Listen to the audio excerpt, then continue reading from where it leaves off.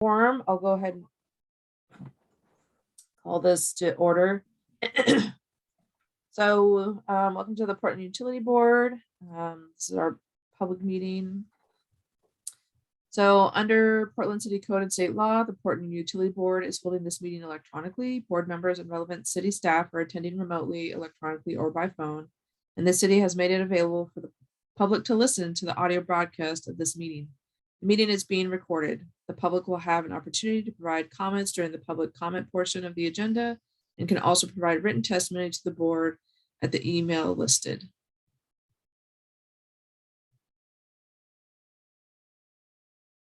This is the pub belief and value statement. So pub believes and acts upon anti-racist principles in our meeting spaces and interactions with pub. While every person has the right to share their personal perspective, we stand against wrongful conduct, particularly any conduct that is targeted towards people that are made vulnerable by systemic inequities. This means stepping up as a community when there is wrongful conduct and fostering a space of learning and growth. So putting our principles into action, speak up and speak out. Each person is empowered to maintain the culture of the Portland Utility Board, focus on the impacted individual or population, condemn the conduct, not the person. And I will turn it over to Amy. She will talk about the meeting guidelines. Thank you, Kaliska. My name's Amy, and I'll quickly run through these. Please state your name before you speak, and if appropriate, state the name of the person you're addressing or that you're addressing the group. The chat box is only viewable by the hosts, Eliza and myself, so please limit your chats to technical and logistical issues, including signing up for public comment, asking for technical assistance, or reminding us that you've been waiting to speak if you have not been called on. The raise hand function is primarily used by the board. The co-host may lower your hand just to maintain the flow of the conversation. During public comment periods, the public can raise their hand and you'll be called on when appropriate. If you're connecting by phone, please press *9 to raise your hand. The video may be turned on for board presenters and facilitators when speaking if desired. It's not required. Others should leave videos off. Please mute your microphone when you're not speaking. Members of the public will be muted except when giving public comment. If using your phone, please press *6 to mute or unmute yourself. Public comment will be taken during the public comment period early in the meeting. You can sign up through the chat with pub staff or raise your hand during the comment period. It also will be available just prior to any formal board vote after a motion has been made and seconded by board members. As mentioned, the meeting is being recorded. Pass it back to you, Kaliska. Thanks, Amy. I realized I forgot to introduce myself. So my name is Kaliska Day. I am the co-chair of PUB. So I apologize for not doing that initially. So just quickly going over the agenda. So after we do our disclosure of communications, we are going to have a couple presentations, one from BES and the Portland Water Bureau. So I believe we have Mike Jordan and sorry if I mess this up, is it Bartocci from BES? And then we have Gabe Salmer and Cecilia Quinn from Portland Water Bureau. So what we're going to ask is, while they give their presentations, if you guys have questions for clarification, please ask them. However, if you have follow-up sort of more in-depth questions about the presentation they've given, we ask that we wait till both bureaus have presented, just to give them enough time to get their information, because we want to give space to both of those bureaus with the information they prepared. And then from there, we're going to talk about our budget letter. So the recommendations we want to make, we're going to finalize those probably in our next meeting. So we're really just focused on getting this budget letter put together so we can have that read at council March 8th. So there's not any questions at this moment. So yeah, we're just going to say some hellos here and any disclosures of communication. So hi, Karen. So if there's anybody that has any disclosures or Tom, go ahead. Good morning, everybody. I just wanted to mention that I've been on a voluntary basis working with BES and giving them information about eco-roof design for some of the facilities out at the Columbia Boulevard wastewater treatment plant. Thank you. I think Julia. Yes, I'm not sure if this has to be disclosed, but I'll err on the side of caution. So yeah, my between last meeting and now, Karen Spencer and myself had a check-in with the city attorney and other staff to discuss the topic that we went pretty in depth in last meeting about the liability issues around making a statement about the potential DCTU strike. So that was a conversation that I had, and we have a report back for folks, which I'm sure is going to happen later, but I just want to disclose that I had that conversation. Thank you, Julia. And Teresa. Hi, yeah, this is Teresa, voting member. I have just been having some interactions with other board members at DPAVE, and one of them, like two of them, are BES staff. Perfect. Thank you very much. Anyone else?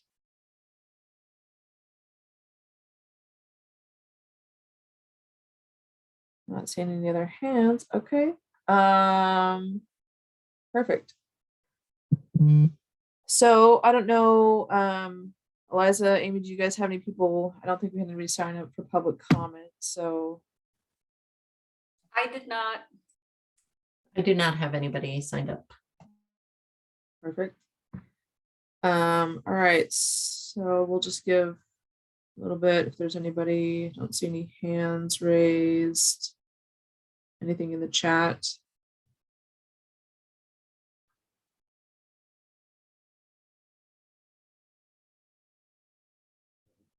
All right, so not seeing anything. We will move on to review and approval of the draft minutes that were sent out by Eliza. Let's see. This was sent last Thursday.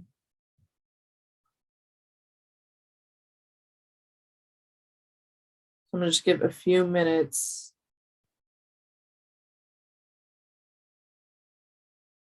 Anybody has any comments?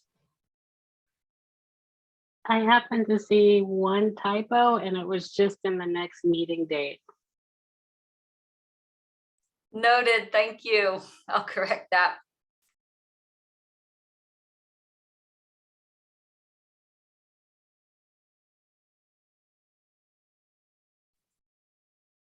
Okay, anybody else? All right, so with that one correction, Eliza will make that, and then I think the rest of the meetings minutes will stand as is.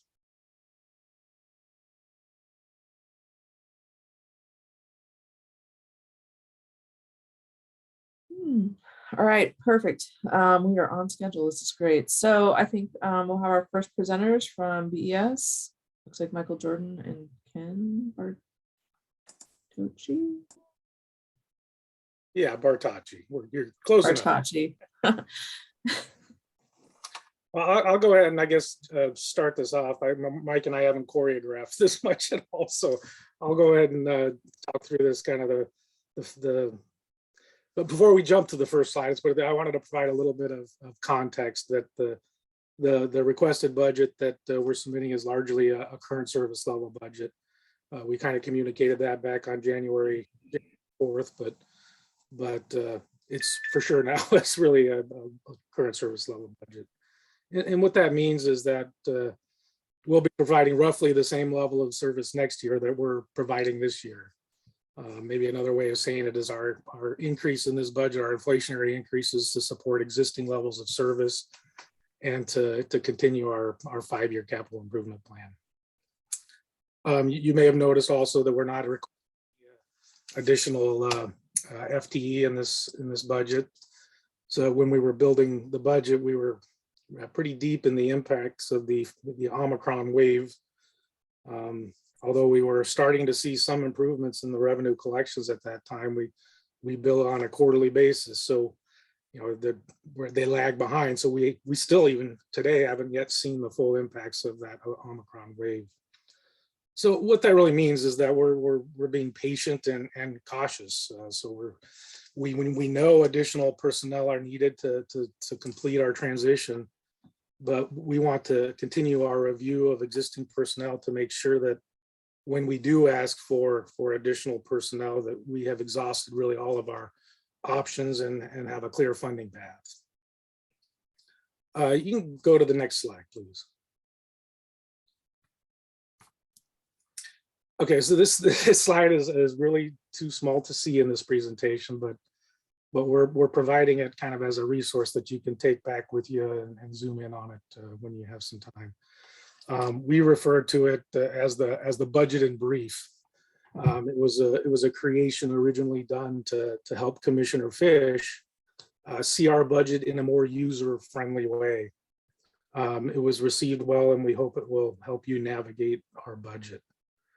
Another reason for creating this presentation is that there's a lot of noise in our budget. I'm not sure if any of you have seen it yet, but you know, towards the front of our requested budget is a summary pie chart with the Bureau's total budget compared to the citywide budget. If you look at that, it shows that BES has a $1.71 billion budget, and that we're roughly 25% of the total city budget. That presentation technically follows the legal requirements of presenting our budget, but it doesn't really give an accurate true budget. This presentation here strips out all of the transfers within BES's family of funds, as well as transfers to and from fund balances, and provides really a cleaner look at our budget.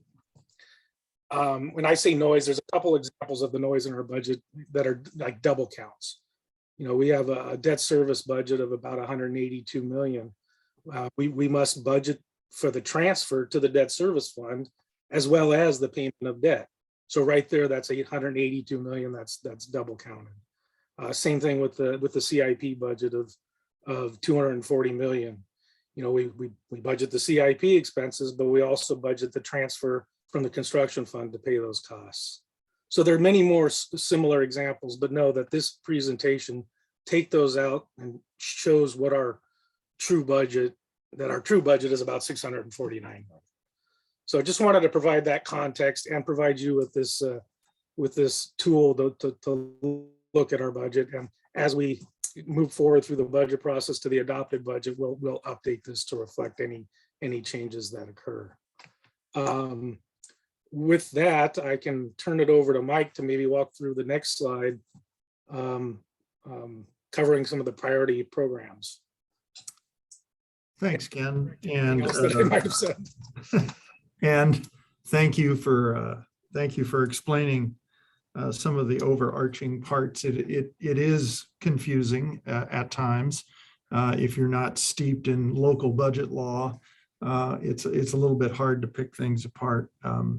So my understanding is from staff and that there was interest in us talking a little bit about 3 different programs in our budget and a little bit about what goes on.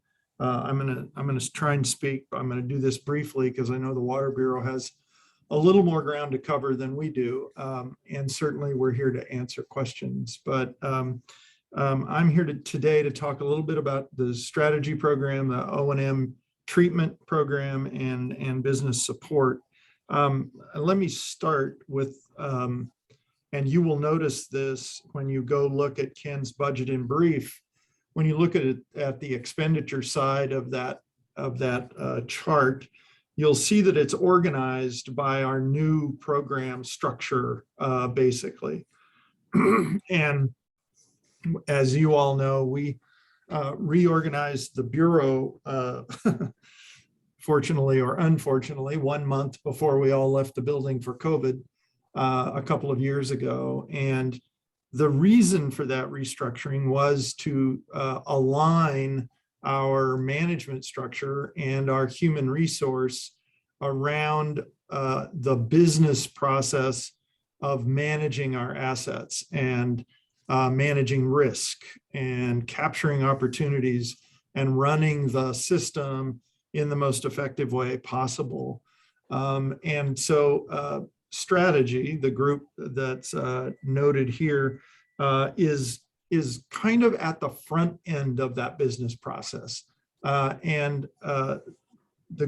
know there was at least one comment around engagement with strategy, and I'm going to talk a little bit about that.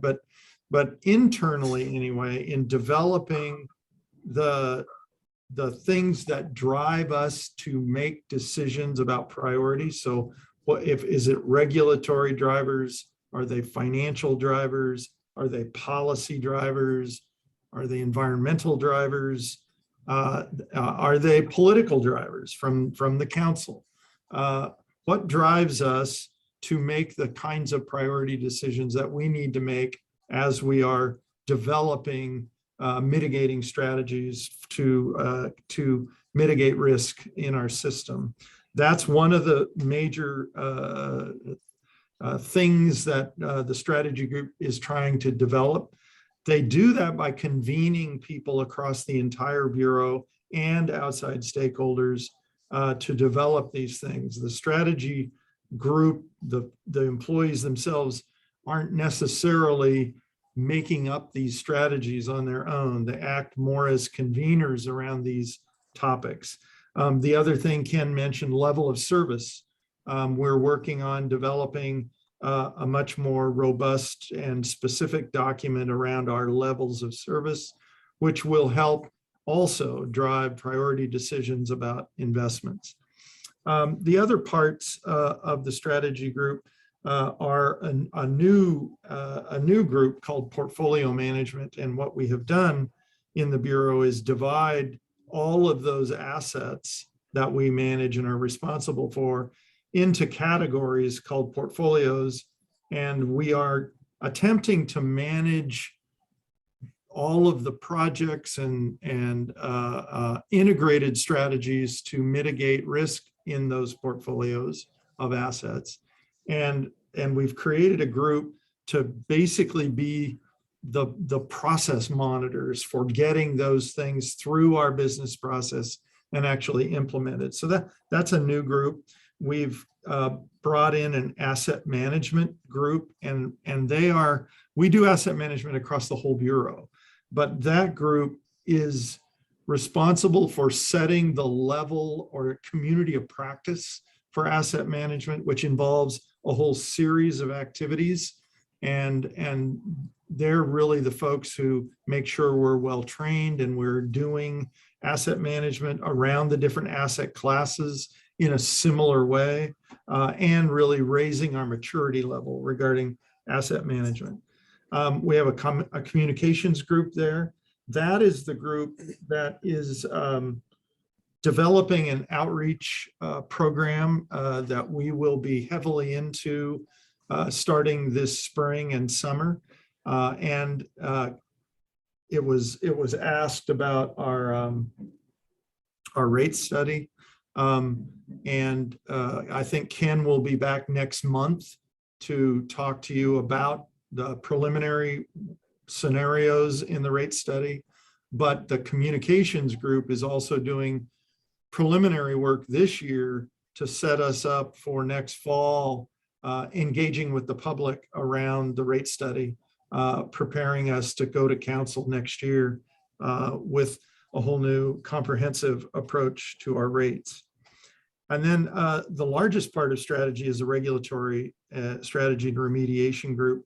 It really collects all of the interfaces we have with state and federal agencies that are manifested in the permits that we manage, MPDS permits at the plant and MS4 and the underground injection control device permit, all of those things, along with our response to the Endangered Species Act, are in that group, and Portland Harbor.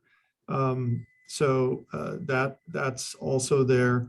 And then we've got a small group that actually works internally in the Bureau around change management predominantly, and supports the Bureau as we work through our transition. The next one was O&M treatment. And as you can see, what I did not say, and I should have, is Ken mentioned that this is a current level of service budget. However, there are some additions to some parts, and you can see those in the changes column. The MS4 permit is a new permit we just got, and it is going to require us to do a number of things differently than we have in the past. And when I say we, it isn't just BES. The MS4 permit is for the whole city, and there are some activities that are going to have to be adjusted to be compliant with the new MS4 permit. And we're bringing on some consultant support to engage across the entire city on what those new activities are going to need to be. Moving to O&M treatment, you can see there a number of different additions. And I understand there was actually some question about increased costs for treatment, and there is no question we are seeing changes in fuel. Certainly we haul biosolids to Eastern Oregon. That is impacted those costs. Digester cleaning is something that we need to be on a better, more aggressive cycle of cleaning digesters. And there's additions to costs there. Condition assessment, that has been a process of increasing our effort regarding condition assessment at the plant. There's additions there. And then treatment chemicals and electricity, both COVID supply chain issues and the fact that we're seeing a reduction in the number of suppliers for some of our treatment chemicals, causing prices to go up fairly dramatically. And then we're seeing increases in electricity. So a number of increases in costs at the plants for treatment. One thing I would say about treatment is the city spent about $1.5 billion over about a decade and a half on the big pipe. And what that did in a very kind of simplistic way was it took billions of gallons of sewage that were going into the Willamette River periodically, about 50 or 60 times a year before big pipe. And now all of that gets to the plant. And the plant, because big pipe sucked all the air out of the room for quite a period of time, we are behind in maintenance at the plant. And so you're seeing both upgrades like the STEP project that is increasing our secondary treatment capacity, but also significant amounts of replacement and maintenance and upgrade of existing equipment at the plant. And that is to a very great degree the culmination of probably 2 to 3 decades worth of hyper investment in the collection system and constrained investment in the treatment. So that's a lot of what's going on at treatment O&M. And then lastly, the business support, there was interest in business support, and we do have some increased costs there. Facility maintenance costs, I believe that number is predominantly about maintenance and increases and failing equipment at the Water Pollution Control Laboratory, HVAC systems and a roof that needs to be replaced. The building is about 22 years old, I believe, and we're experiencing a number of replacement issues there. And then computer equipment and licensing and training. We are switching over our asset management computer software in conjunction with the Water Bureau. And that project is a big computer project for us. That's part of this, but also replacing of computer equipment and expanding the number of licenses for a number of our activities. And some of that, not all, but some is having to do with the issue of remote work. And how do we make sure we have the appropriate equipment in the appropriate place for people who will be in a hybrid kind of work mode going forward. I'll mention that the business services group is, the hardest working people in the Bureau, I think, because they support us all. And whether it's with accounting services or Ken's group that does the financial planning, revenue programs, which work with ratepayers and folks across accounts across our Bureau or across the city regarding financial programs for helping people finance certain parts and dealing with folks who are being challenged by some of the costs around our program.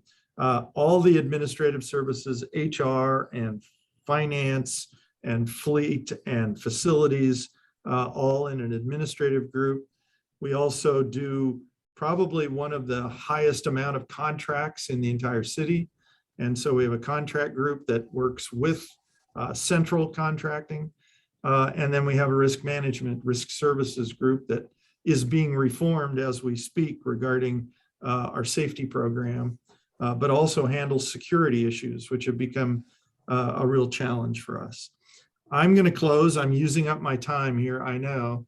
I'm going to close by saying we have some real significant headwinds that I would be happy to come back and talk about. They're not necessarily reflected in this year's budget, but they are beginning to appear in our 5-year forecasts. And they are things that will have a significant impact on our budget and ultimately will have rate impacts over time. So I'm going to stop there. I know there may be questions at the end, and I'll turn it over to the Water Bureau.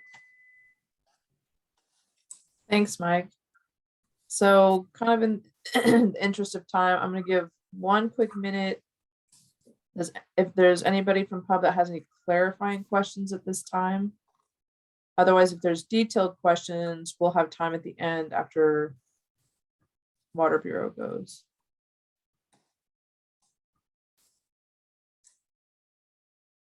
Okay, I don't see any hands. So, okay, I'll turn it over to you, Gabe and Cecilia. Thanks so much. Well, for the record, I'm Gabe Selmer. I'm the Portland Water Bureau Director, and with me is Cecilia Hune. She's our Finance and Support Services Group Director. I'm going to go through most of this, and Cecilia is going to kick me virtually under the table from her location if I misstate anything. I'll also make sure that she's got a chance to share any of her thoughts. But I know that since we do have limited time, I'll stay pretty high level. I also know that the details do matter, and this group definitely wants to wade into those details. So I'll try to be as clear as I can. And of course, if there's anything that we can clarify after the presentation, Cecilia and I are happy to do that. And then we'll have the time for the written questions as well after the presentations. So just a little housekeeping. We can go to the next slide. I'm glad that Ken and Mike got to go first because I get to say ditto to a couple of things. So just like Ken said, if you look at the city budget document, it has the total budget for water at, I believe it's 921 million. That was a surprise to me. So I'm glad that Ken explained why that number is the way that it is. It's not particularly useful for our purposes today. So I thought that just like Ken went over for BES, our budget, the budget document with that higher number includes transfers between our 3 different funds and our reserves and our beginning fund balances. So if you take out kind of double counting, I guess I'd say, our expected funding sources for the next year, 22-23, is 381.1 million. You can see that up at the top of the slide. And then what you see on the requirements slide, which is nearly 60% for our capital program and debt service on previous capital projects, about 1/3 on our operating budget, which is largely dominated by personnel expenses. And then that last 9% on other expenses, which are things like the general fund overhead and transfers to our rate stabilization account. So appreciate BES explaining that, and it definitely applies to ours too. All right, we can go to the next slide. Okay, I know this is also fairly small, but you've got this, or you'll be provided. So if you want to read along with me, I will also go through all of this material. These are the 6 program areas that you can see in that dark blue on the left-hand side that were prioritized. So I want to go through those and talk a little bit more about the changes that are happening within each of these different program areas. I know that BES made their additions last year in the bump, and we didn't make additions at that time.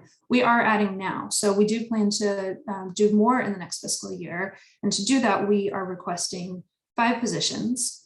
4 are below in these areas, and I will go through them. The 5th position is in data management, the data management program area, and that is to support the new water asset management system that Mike talked about briefly before.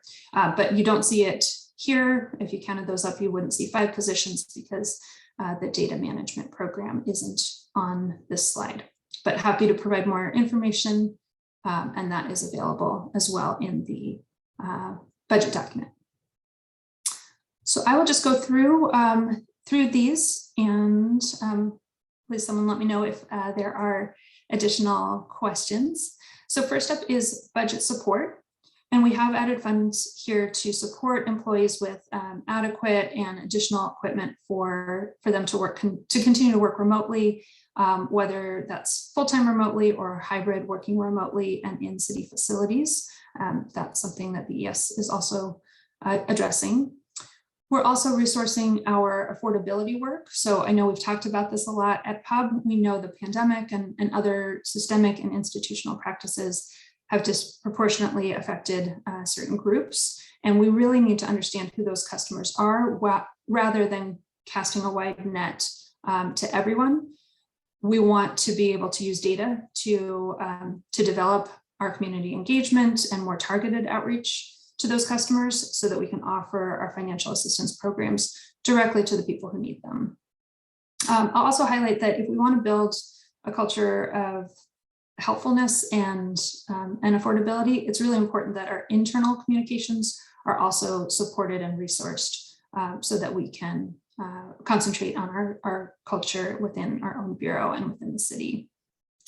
And then the last large change to this program, and just bear with me because this can be a little confusing. It's actually an ask to the general fund. So this is not an increase in Water Bureau funds, but it is an ask to the general fund for repairs to the Mount Tabor reservoirs. So you might be familiar, there's a resolution, I think it's 37146, used to have that memorized, that was adopted in 2015. That was a commitment that was made by the city to ensure that 3 out of the 4 Mount Tabor reservoirs, the basins would be kept full, about 85% full, while the 4th is being drained and cleaned and refilled.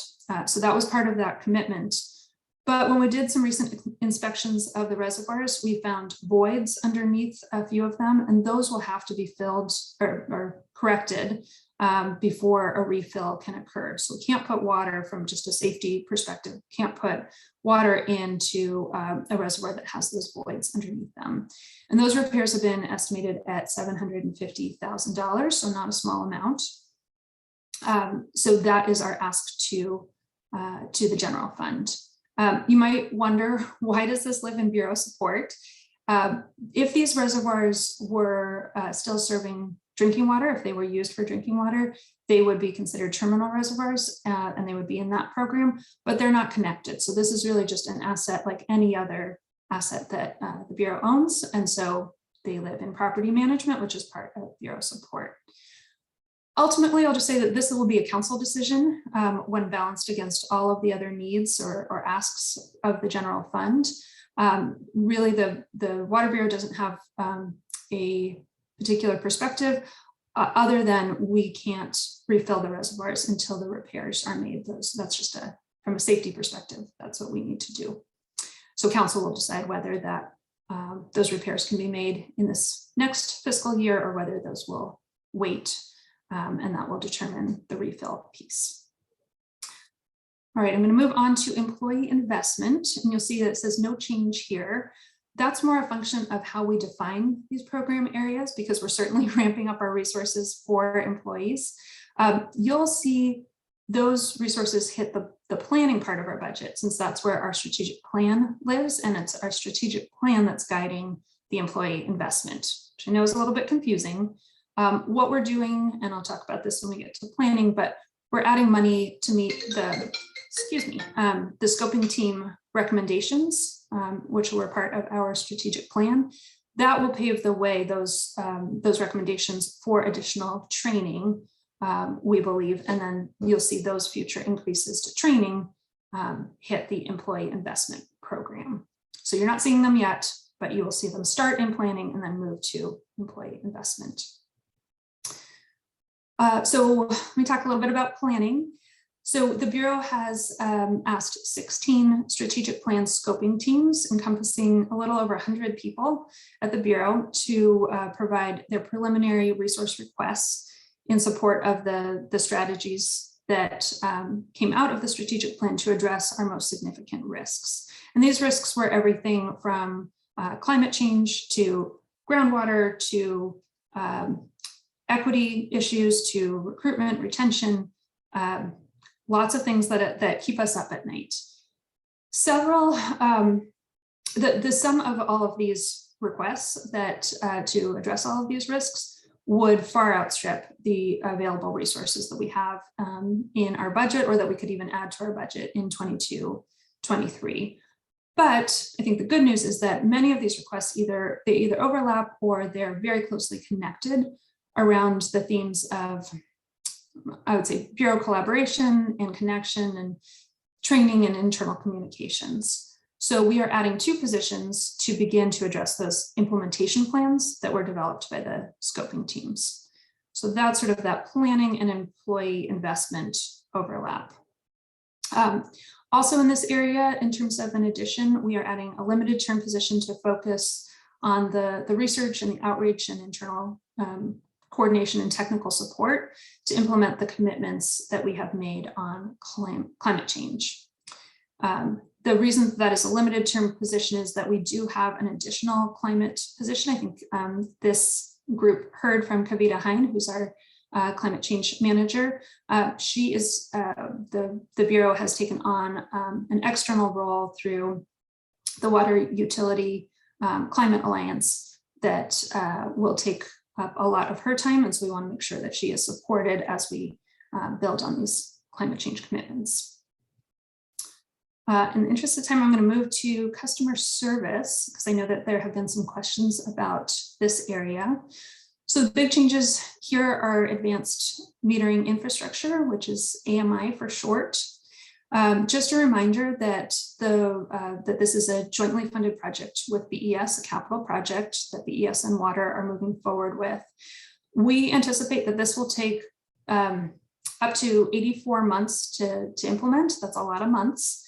And it's really important, I think, to both bureaus to improve the customer experience and really ensure equitable access to the data and the services that AMI will bring. That's been a priority of this project since the beginning of its just thinking about the project. The customer portal that we will build that comes with AMI is a really key tool to increase communication pathways and channels for customers, including, I think, a really strong ability to communicate in languages beyond English and Spanish. The ability to collect consumption information from every metering point. That's what's going to make it possible to move to monthly billing for all customers. And just to be clear, monthly billing has to happen after AMI is implemented. So you look at that 84 months, and one of the reasons why we don't want to delay this project is every delay to AMI means a delay to monthly billing. And we know that monthly billing has a real impact on affordability and meeting our customer needs. Just a note about this, and I think that you have additional information about AMI, but we will be working with the community on this project with a real emphasis on hearing from and connecting to BIPOC, low income and disabled Portlanders. So that is a real piece of why we want to move forward. We know that this will give us a lot more options to connect people and to ultimately provide affordability and bills in segments that people can work with. The other piece of customer service that I wanted to mention here is another, I guess I don't know if it's a general fund request, is an ARPA request. So the American Rescue Plan, we received ARPA funding in the first tranche of funding, $2.6 million to help our customers who have past due bills or arrearages with that are COVID related. We know that we can only help a small group of people with 2.6 million. That's a very small amount of the total need. So we have made another request for funding to allow us to relieve debt for more customers. We have made that request for, I believe, $13.2 million that would help us get to more of those COVID related past due accounts and debt relief. But I just want to set expectations that there are a lot of requests for those ARPA dollars. And so if we did not receive that full funding, we would just invest those additional resources, likely first in meeting the unmet need from the first round. So adding to that $2.6 million, which is focused on low-income customers who have debt relief needs. All right, I know I'm covering a lot of different ground, but I will talk lastly just about, I guess, two more: water quality and regulatory compliance. So this is an interesting one. I think it's complicated to explain, but fairly simple to add into the budget. We have the Bull Run Water Supply Habitat Conservation Plan. We usually just call this the HCP for Habitat Conservation Plan. It's a 50-year regulatory agreement that we committed to in 2008. And that's what brings the Bull Run water supply into compliance with the Federal Endangered Species Act and the Clean Water Act. So obviously we have to comply with these laws. We don't want to put the Bull Run water supply into any jeopardy. And as part of the HCP, what we committed to is to create a $9 million habitat fund. We committed to spending $5 million of that fund over the first 20 years, so through 2029. And most of that is providing grants to other agencies and organizations, to our partners who work in the Sandy River Basin to improve fish habitat. And those partner projects, what we're funding is intended to help mitigate for impacts to listed fish species that result from the impacts or from the operations of the Bull Run water supply. So things that we can't offset alone, we provide grants to other agencies and organizations. So that is all going well, but it's not going far or fast enough. So we have actually been underspending on that habitat fund. We've spent about 1.65 million in the first 12 years of the HCP. And if you do the math, that won't get us to where we need to go in to that 5 million milestone in 20 years.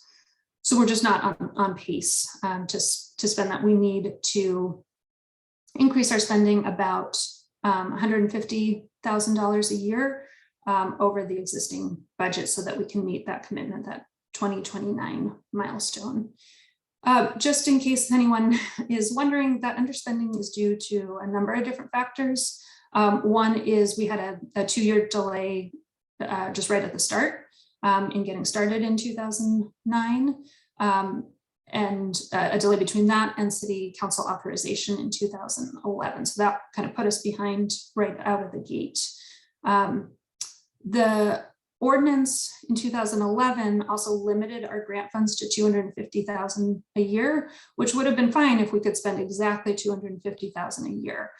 But our partners don't always come in with requests for exactly that amount of money. So sometimes the awards are below that. Since we can't spend above that, we can never kind of catch up. So also the projects that they brought are harder for, or the focus that we've had on projects are harder for partners to develop. And we are also looking for maybe a more wider variety of projects. So ultimately, this is not a new money. We always knew that we would have to spend the $5 million. It's really a focus on providing more money in the next year so that we can catch up and get ourselves back on pace to meet our requirements by 2029.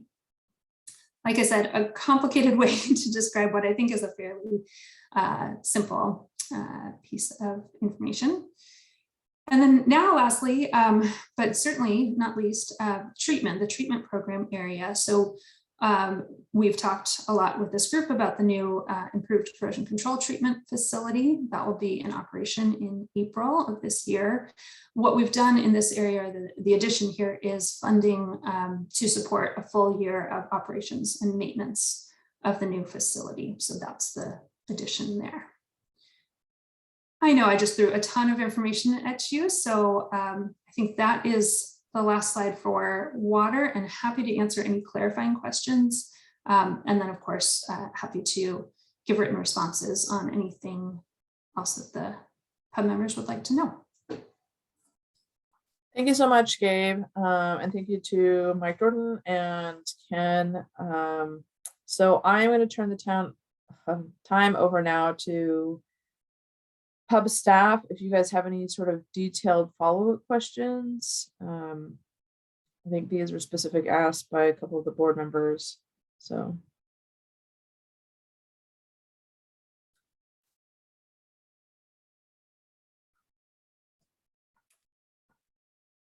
So staff don't have any specific questions. So now is just the time. This is Amy speaking. So actually just kudos to both of the bureaus for doing a great job for actually finishing in the pretty tight timeline that we just gave you. So just good job finishing. We finished just under the time allotted. So thank you for that. Kaliska, if you're okay with it, I'd like to open the floor for pub members to start to raise any questions back to the bureaus. There haven't been any clarifying questions. If there's clarifying questions, certainly bureaus may be able to answer those on the fly during the meeting. Any more detailed questions we'll just be capturing as staff. And as we do typically, we will be working with the bureaus in between meetings to get answers back to you either in writing or to return with additional information at the subsequent meeting. The next meeting is pretty close in time. March 1st is just a week and a half away. So it's going to be challenging to get responses pretty quickly. So I guess I would just encourage folks, given our timeline, to try to really focus on, there's a lot of content in all the materials that you've received. And I want to acknowledge that I've sent you a lot of information to absorb, and you're receiving a lot of information today and have received a lot to read and sort through. And so it may be prompting a lot of broad questions that are both budget related as well as broad policy issues that connect to many of the topics that connect to broader work plan items that you're working on and that we'll be continuing to work on in future agendas as well. So as questions arise that will connect to future agendas, we may capture those and not prioritize those for immediate answers, but address those with future meetings. And for now, what we'll prioritize that are directly budget related are those that are most immediately connected to your budget recommendation letter. So what I want you to focus on is trying to think about those that might help you in forming your recommendations that will be going to council in your testimony for March 8th and in your next round of recommendation letter for your mid-March letter. So that's really where we want to focus our energy right now. And then things that are broader than that, we may still capture now, but we may, put on in the parking lot for addressing a little bit later. So just want to open the floor for everybody and we'll continue to capture your questions.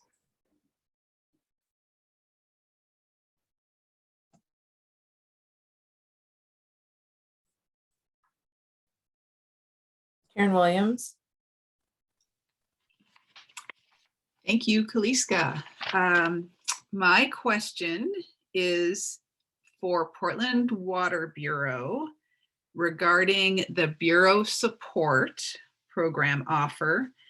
And specifically, Director Solmer mentioned the increased in the changes, the increased investments for targeted community engagement as well as internal communications. And what I'd like to know is I'm interested in what I should look for when I go deeper into the budget and the various line items. Where will I see, what should I look for that would show how the Water Bureau is going to be carrying forth that more targeted community engagement regarding affordability? That is a great question. Thank you. I'm going to ask Cecilia to talk a little bit about where to find the information, just because I want to make sure that you're directed to the right places. And she knows the budget a little bit better than I do in terms of the particular section. So why don't we start with that, and then I can talk a little bit more about the priorities if that's helpful. But Cecilia, do you want to point out areas of the budget that might be helpful to PUB members if they're looking for this information? Sure. This is Cecilia Hoon, Water Finance Director. As far as the increase in resources to help with community engagement, we are adding part-time resources. So it'll be in personnel line item that we are adding in that program to help with doing more community engagements. Karen, the other area that you might look at too is, or that we might provide to you, is we have an affordability work plan. So we've looked at the next sort of 5 years in terms of what would be needed. You won't see all of those budget asks coming forward in this next budget year. So it can be a little confusing to look through the budget and try to find them, but the work plan might give you some good information as to what's coming now and then what's coming down the pipeline. And we can certainly provide that because I don't think it's in the budget document. And I'm sorry, what was the name of that work plan again? I didn't get to that. It's just our affordability. Okay, great, thank you. Yeah.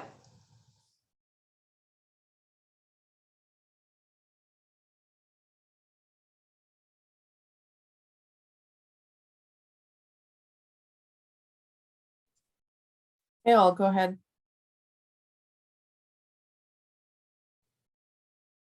Hello, can everybody hear me? Yep. Okay, thank you. Well, thank you for asking that, Karen, because I was gonna ask about that too. Things to look at to see how we are making sure that we're making this. So I think we asked that question as far as the budgeting goes, and I think we received a response. And what I saw from those figures, and with the trend, is that the amount that we are spending to support these programs that help people has been slowly decreasing since like 2019. So I think with a more emphasis on equity in programs, you know, I'd love to see that report that work plan to see how we plan on, you know, being essentially committed. Now, my question from my question is really surrounding on that hydroelectric plan. I see that we budget like 3.7 million on that project. Do we make does PUB have a return on investment on that? And how is, you know, that benefiting? How does that help reduce our costs or add on to our costs? How does it benefit us, considering that PUB is Water Bureau, and I know that it's hydroelectric, but are we reselling the electricity produced, or so yeah, I'm not as familiar as how we are benefiting in that area. Can you a little bit more about that?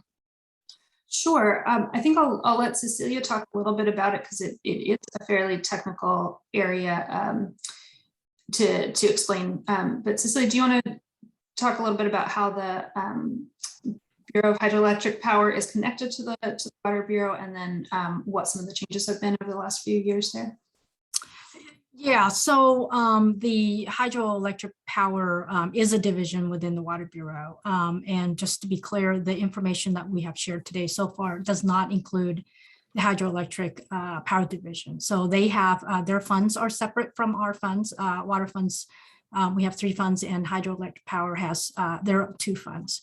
And so the revenues that are collected, as well as the costs associated with hydroelectric power, are kept very separate from the water expenditures and our rates.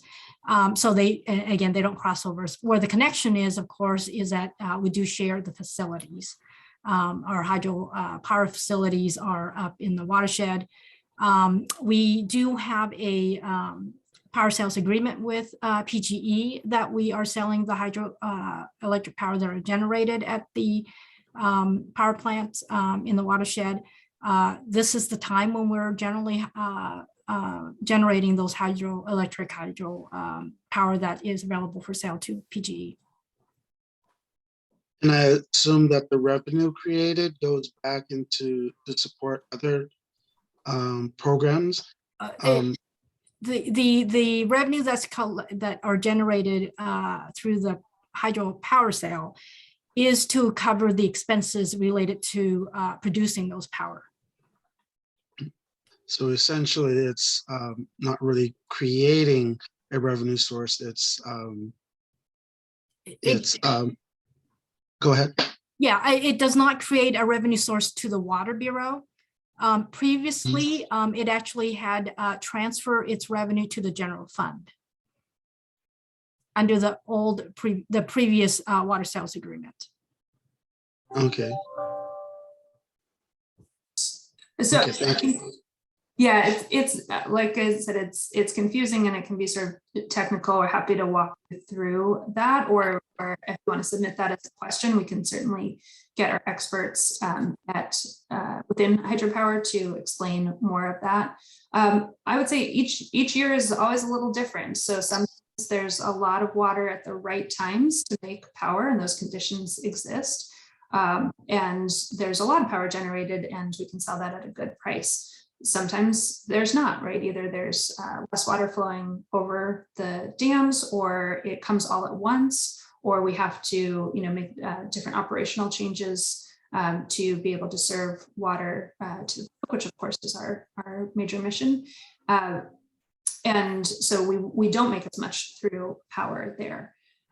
So you can certainly look over the last several years, and then as Cecilia mentioned, there is a new power purchase agreement that was signed a few years ago, which has different provisions. The old one was, I will say, had better terms for the city, and due to the sort of structure of the power market, those terms have changed, and you can see that reflected in the cost of power that we're able to sell. So more on that, kind of as much more as you'd like, but if we can certainly provide a more detailed answer to that. Yeah, thank you for that. It definitely helps me understand a little bit more. Personally, I would like to see like revenues generated, benefit to pub and to get reinvested in like serving communities, reducing costs or something that benefits pub and the people that pub serves, as opposed to spending the money in making that revenue and redirecting it somewhere where pub doesn't have access to it or doesn't use it to benefit its people.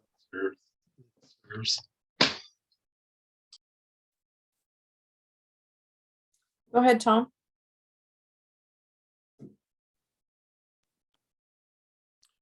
Oh, thank you. And thank you, Gabe and Michael. My question, and I don't think you have to answer it now because it may be a little bit too involved, but it's actually it's regarding the advanced metering infrastructure. And in looking at the BES budget, and I'm not sure I'm reading it correctly, but it shows $49.9 million for the BES share. So the concerns I have is one is timing. It's my feeling that there's so much expense that the two bureaus have, and this comment that Mike just made about the headwinds on the horizon, I kind of scared what that means. So I want to hear more about that at a different time. But the thing is the timing and the amount of money. So if it's $90 million, how much does that add up to for each person's, monthly bill and stuff like that. But I also wonder about the other component that I'm concerned about is I'm not sure, and this might sound counterintuitive or counter logic, but I'm not sure how BES is considered to actually be responsible for half. And so that's something I think that's very interesting. I'm also really wondering, I appreciate the fact that we got a fact sheet, but the fact sheet doesn't really tell us the business case. It doesn't tell us a lot of the information that you two bureaus used to make this decision. And I think I would really be interested to see that. I don't know about any other members on the board, but I would be interested to see that. So aside from how valid it is, the most compelling thing to me is the timing, that it seems we need to get through the filtration plant, the STEP program. And I know this relates to some things Michael said about the fact that the sewage treatment plant was put on hold. And I do remember people at the treatment plant talking about this way back in 2012 when I was still at the Bureau. And they said, hey, this is going to be coming. And so, yes, it is coming. And it's happening to us now. But so anyway, so that's the main thing, just the timing initially, but providing us more information. I was hoping that we were going to get a presentation on this, before you all made the final decision. So anyway, just more information as it relates to the viability of this, but the big thing is timing. The other thing is really questioning, does BES have to pay half? And then one other thing about having more accurate information. BES currently does some things that, and I don't know how you're going to address this, but the fact that BES has a way of discounting the amount of water and sewage, the sewage that's charged relative to summer water consumption. And so that's an estimate based on, reading the meters, but how accurate is that really? And how accurate would it be? The other thing is the stormwater management fee, which maybe this is going to be solved with the rate study, but currently BES does a very inaccurate way of charging single family residential properties by using an average. And that is has been one of my other items that I just feel that it's got to be just measure every single property and get it right. And this would relate to, well, how are you going to do that with a meter? it's not going to help BES measure properties having spent $45 million. Actually, it says $49.9 million on these meters. So anyway, those are my thoughts. And I just want to go on record with that. And again, thank you very much for all the work you do. And I know it's not easy. Thanks, Tom. Anybody else from Hub? Any other board members?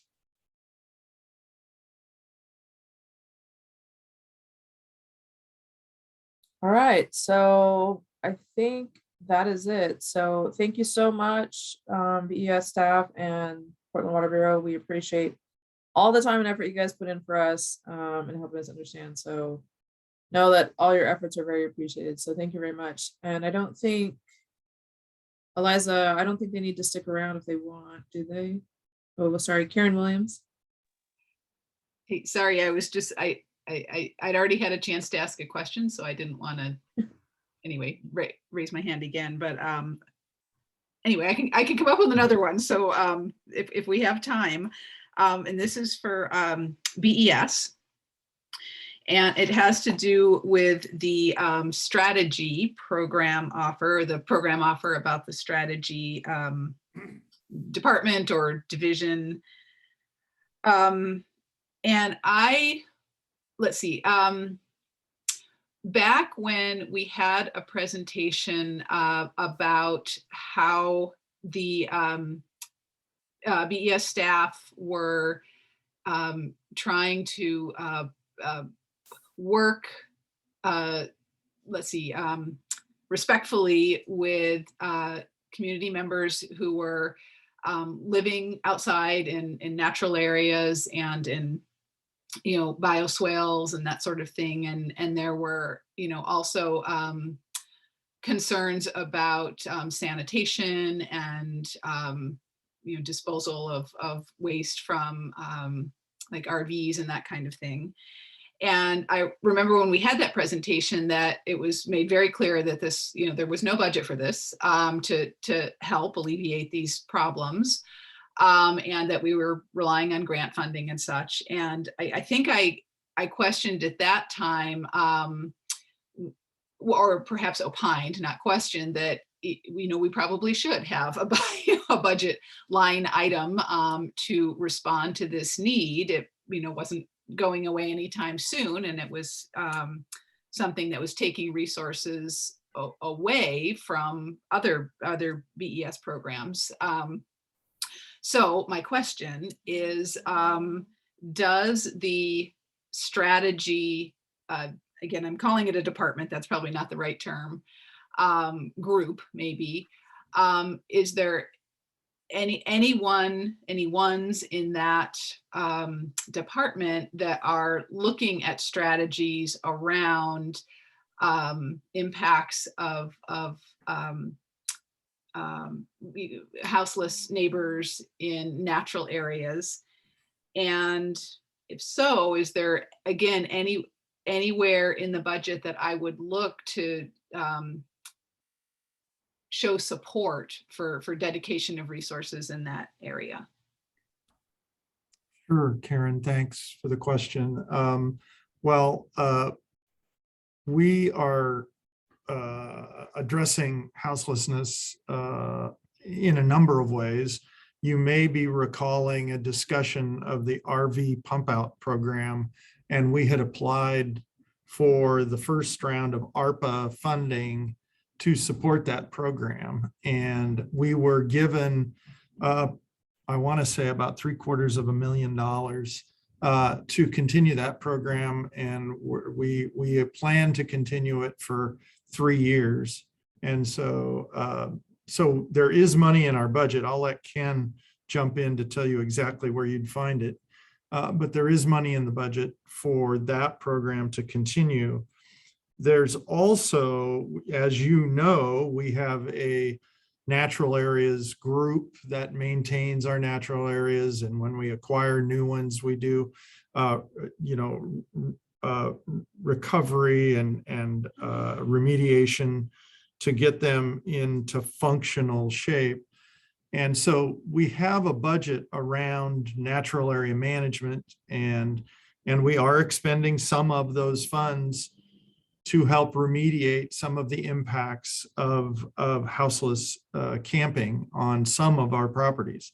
As you also probably know, we don't have complete control over the removal of camps on our properties. That's a citywide office that's run out of Office of Management and Finance that has the authority in the city for prioritizing camp cleanups. Now that whole process is in the process of is evolving as the effects of COVID begin to wane. We're hopeful that we will be changing some of the ways we approach those camps. But there is money around in our budget, both to manage natural areas and some of the impacts of camping. And then we have grant funding regarding the RV program. And I don't know, Ken, if you want to, I don't know exactly where that money is for the RV pump out program, if someone was looking for it in the budget. Yeah, that's a good question. It's one of these nuance items. It's not per se in our budget directly. It's in the grants fund budget. And I have to find out exactly which one that is, but I can certainly point you to it and provide some documentation of it.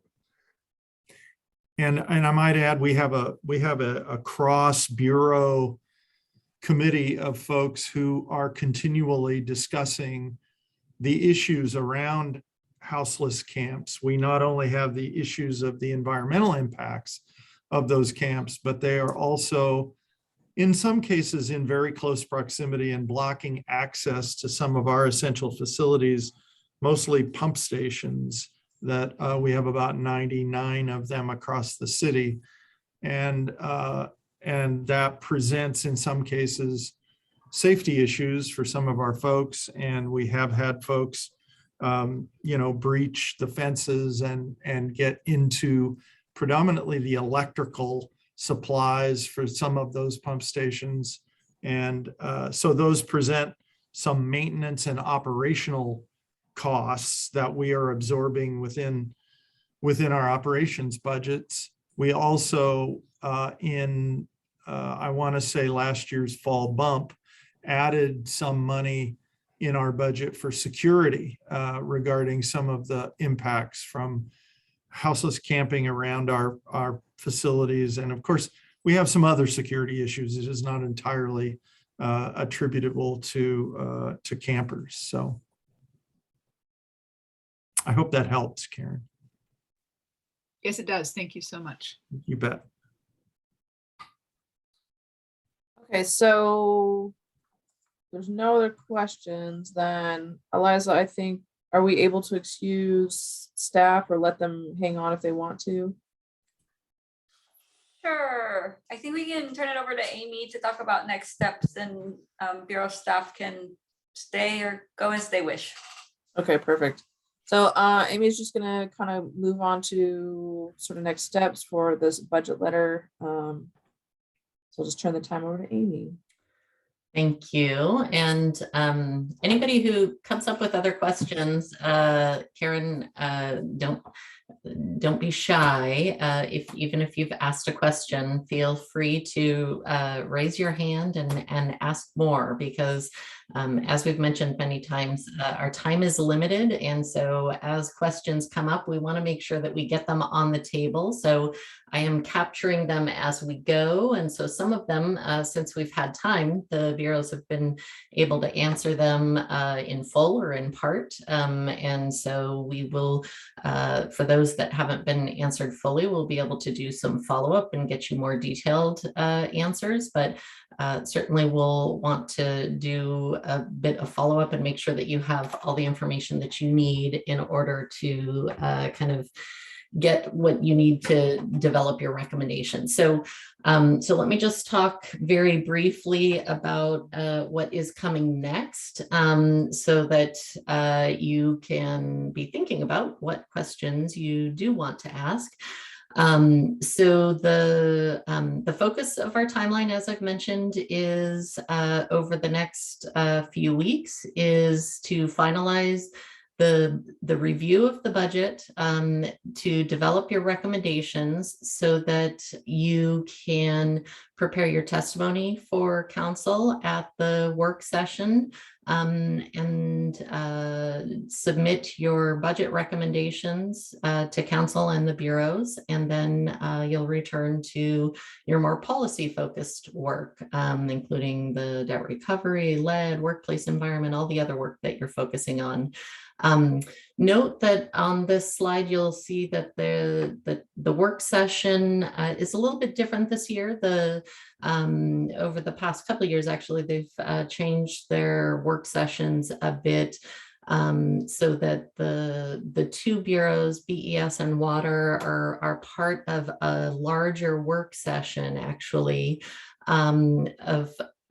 that's focused for about 2.5 hours, I think, on resilient infrastructure, supporting systems and assets that are affordable, accessible, and cared for future generations. So that includes other bureaus, including Water, BES, as well as Transportation, Parks, Emergency Management. So council will be hearing from all of those bureaus. They'll be coordinating collectively on their presentation. The reason I mention that is just so that we're aware, as you all are presenting PUB's testimony, that it's a little bit different because BS and Water won't necessarily be presenting just right before PUB presents. So we just need to think about that as we frame PUB's testimony. What's also different this year is that PUB also has a little bit more time before council. Typically in past years, at least the past several years that I've been involved with PUB, they've only had about 5 minutes to present to council, and this year you have up to 20 minutes, so you can take as much of that time as you want.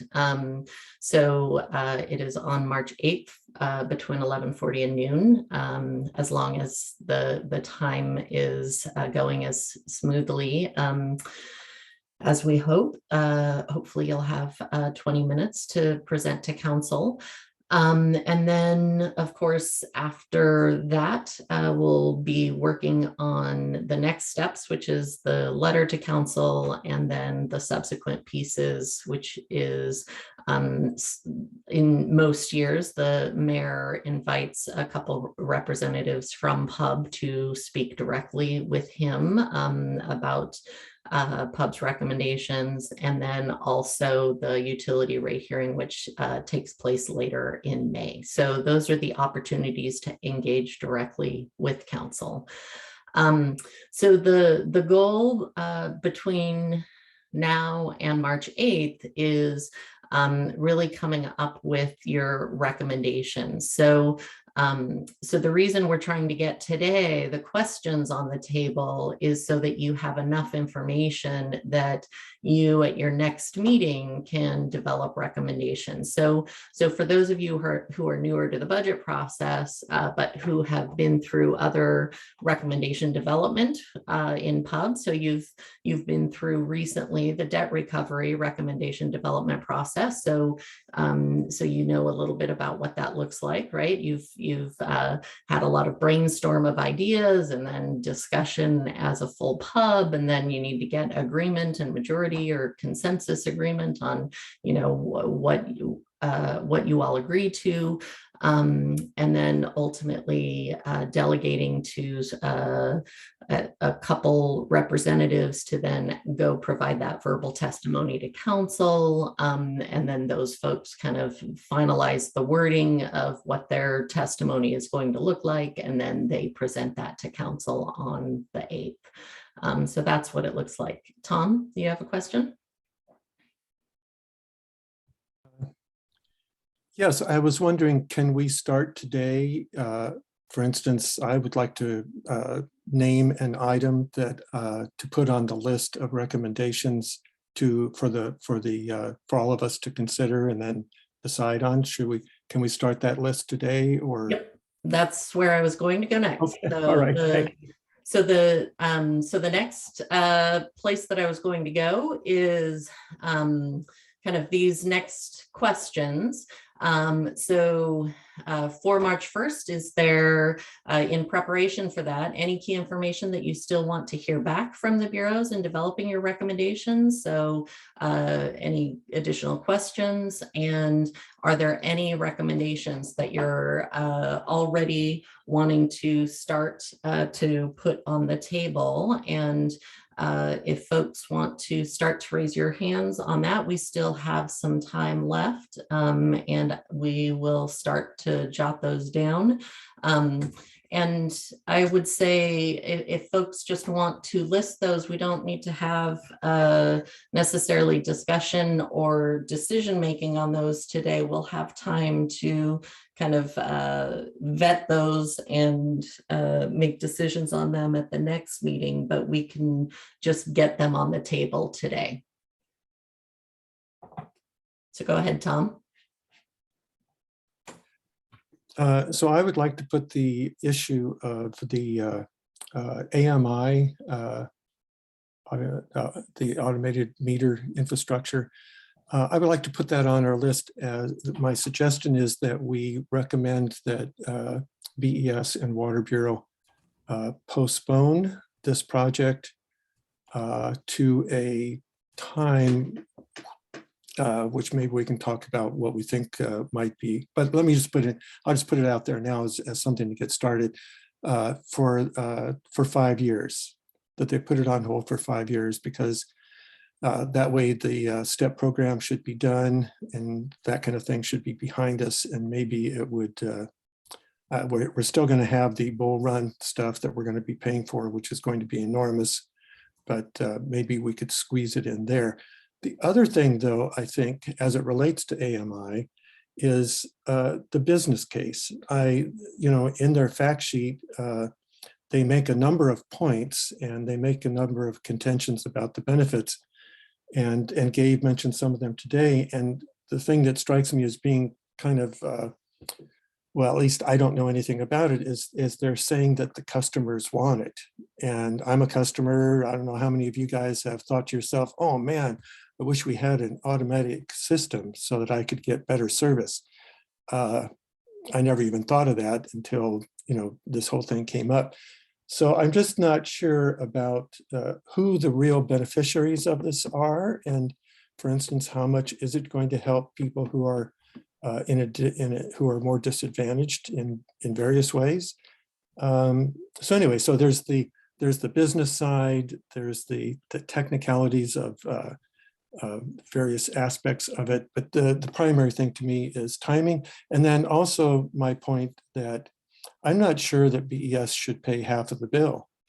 I really don't, if BES does things by taking averages of impervious area of surfaces and things like that, and then the summer rate, they're doing a lot of stuff that is not very accurate. So before meters came along, BES and Water Bureau charged in some fashion for how they do their services. So I just think that's a real, I have a question about that, and I'm not convinced, but I don't have that much information to make a conclusive argument against BES doing it.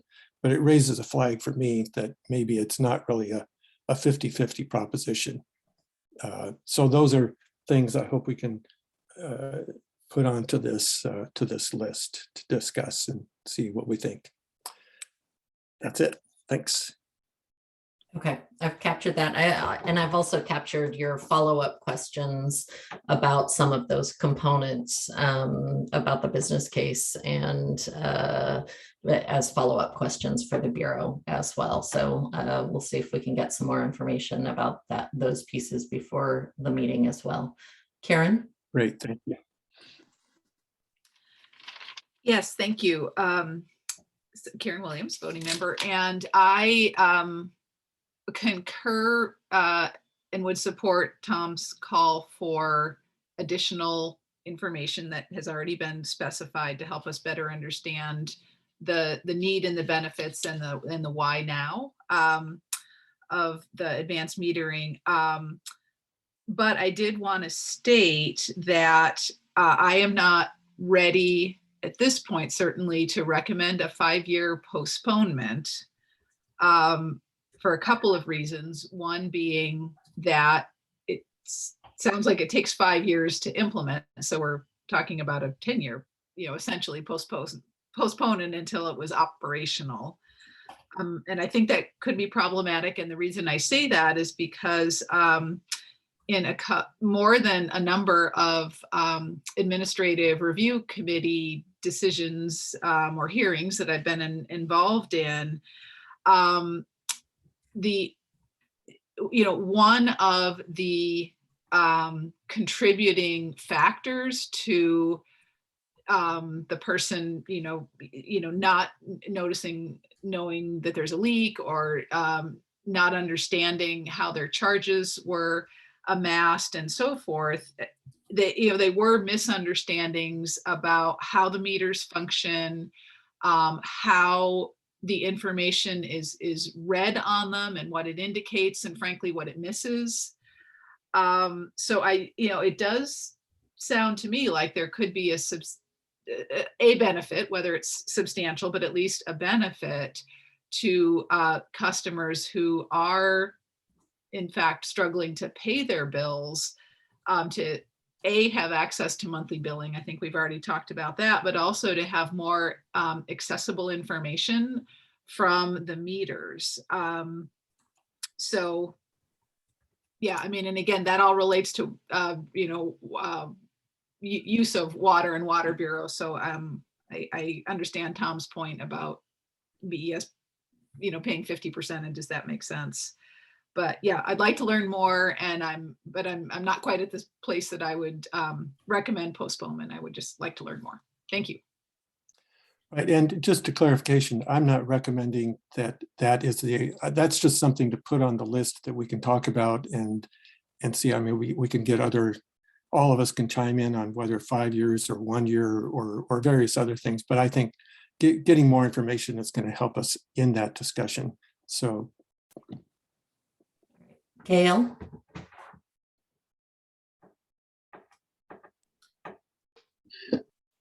Yes, I also see a lot of benefits that can come out of having a more up-to-date and more current and efficient metering system. I see how it can benefit folks, but I don't see how that money gets reinvested to benefit folks. I also question the timing of it. I mean, during a time period where folks are struggling to pay the bills, I like to see more investments into helping and supporting folks, more of an intentional effort. But my agenda items, I want to see if we can reconsider rate increases.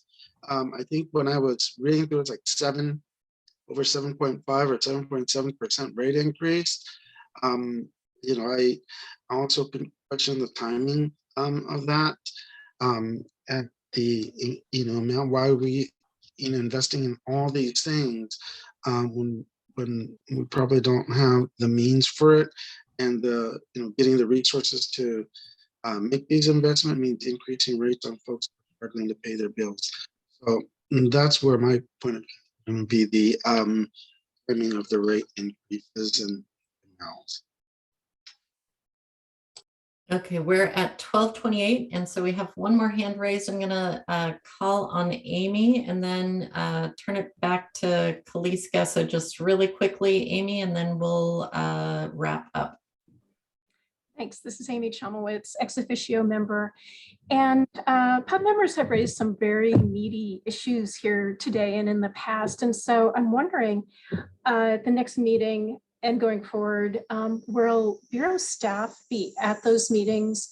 And the reason I ask this is sometimes we ask questions, it might be posed to the bureaus in the form of like in a spreadsheet with a list, and we'll get a written response back. But some of these issues really, I think, lend themselves to discussion rather than question and answer. And so I just would hope that there'll be of time moving forward to be able to have that discussion. Generally, Bureau staff are in attendance, so when somebody is available and a question that can be answered on the fly, if somebody is available and able to answer, then staff do make themselves available. So it depends on the complexity of the question and whether there's time. But I do expect that we will have staff in attendance at the subsequent meetings, particularly given our limited time. In recognition of time limitations, I will continue to encourage folks, if you have additional questions, because we only have a week and a half, if you have more that comes to mind, please email me today, tomorrow, as soon as possible over the weekend. Anything that we can get to the bureaus quickly, we will try to get responses right away and try to be prepared for the March 1st meeting. Again, staff are trying to be responsive and make sure that you have the information that you need to make recommendations in a timely manner. So we will try to be prepared for the meeting on March 1st. And with that, I will give it back over to Kaliska to wrap up the meeting. All right, thank you so much, Amy. So yeah, if you guys have other recommendations that you, after you kind of digest what was said, I mean, I know there was a lot that was put on the table for the discussion, so feel free to send those to Amy so she can kind of have a collection of those recommendations. And then on our next meeting, we'll just have a pretty good discussion on what we want to recommend, how we want to recommend it, and formulate that letter. So I think that's it. I don't know. I know we had a quick update from Karen. I think we're tabling all the updates Okay. till next meeting, so we're good. Okay. And I guess the one thing I would say, Kaliska, you did say if more recommendations, if folks didn't get a chance to put recommendations on the table, I know that you probably all do find it helpful to hear the recommendations so that you can process them yourselves and be prepared to provide your own information or consider them, look at the information yourself. And since we have to consider them and make decisions in the same meeting, that can be pretty challenging. So if you have some to put on the table, certainly do try to email those to me as soon as possible. We'll try to get those out to folks in advance of the meeting, but we'll send some out, prior to the meeting as well. So feel free to share those with Eliza and I in advance of the meeting. All right, thanks, Amy. Okay, so I think that is it. So we can adjourn.